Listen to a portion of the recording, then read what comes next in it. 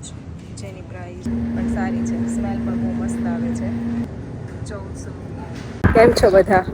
હું છું વંદના અને હું રહું છું ફિનલેન્ડની અંદર. અને આજે હું જવાની છું એક ગ્રોસરી સ્ટોરની અંદર, જ્યાં મારે લેવા છે થોડાક વેજીટેબલ અને ફ્રૂટ્સ. તો તમને પણ સાથે લઈ જાઉં અને વિઝિટ કરાવું કે ફિનલેન્ડના ગ્રોસરી સ્ટોર કેવા હોય છે અને ઇન્ડિયાની કમ્પેર પ્રાઇસમાં પણ શું ડિફરન્સ હોય છે. જોઈએ તો આપણે આ વિડીયોની અંદર. ચાલો. તો આ છે આપણો ગ્રોસરી સ્ટોરનો એન્ટ્રી ગેટ, અને અહીંયા બહુ શાંતિ હોય છે અને ક્લીન પણ બહુ હોય છે. અને અહીંયાના માણસો પણ બહુ શાંત સ્વભાવના હોય છે, એટલે એમને અવાજને એ બધું ગમતું નથી. પ્લસ અહીંયાનું જે શાકભાજી અને વેજીટેબલ ફ્રૂટ જે છે એ એકદમ નેચરલ હોય છે, મતલબ એમાં કોઈ પણ જાતના પેસ્ટિસાઇડ કે કેમિકલ કે એ કોઈ વસ્તુ હોતી નથી, અને ઓર્ગેનિક જ હોય છે મોટાભાગનું, તો હેલ્થ માટે પણ બહુ સારું છે. એની અંદર સ્ટ્રોબેરીની સિઝન ચાલુ થઈ ગઈ છે હવે, તો અહીંયા છે સ્ટ્રોબેરી બહુ મસ્ત ફ્રેશ છે.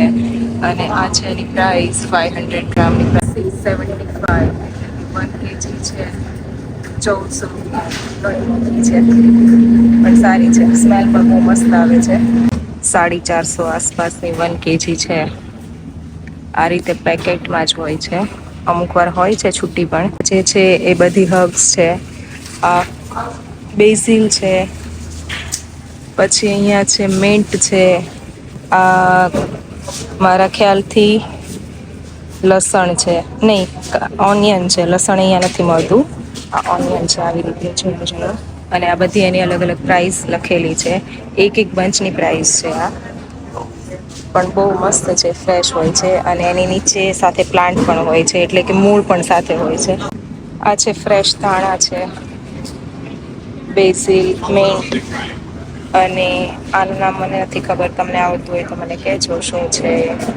અને આ છે સ્ટ્રોબેરીના પ્લાન્ટ છે, જેની અંદર નાની નાની સ્ટ્રોબેરી અને ફ્લાવર્સ પણ છે. પણ એની પ્રાઇસ ઘણી વધારે હોય છે. ક્યાં છે ખબર નહીં. છે આ જો બધી વસ્તુ મોટી જ હોય સાઈઝ, આપણે ઇન્ડિયામાં હોય ને એના કરતાં ડબલ.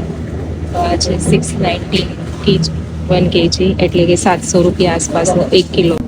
બીટ કલરની કોબીજ, એની પ્રાઇસ છે 250. તમને લઈ જાઉં છું બેરીઝના સેક્શનમાં, જ્યાં સ્ટ્રોબેરીઝ અને બ્લુબેરીઝ ને એ બધું હોય છે ને, એમાં તમને બતાવું કે કેવી કેવી હોય છે અહીંયા બેરીઝ. સ્ટ્રોબેરી તો બહુ બધી જ હોય છે, પણ આ જો વ્હાઈટ સ્ટ્રોબેરી છે અહીંયા, અને એની પ્રાઇસ છે 26 કિલો.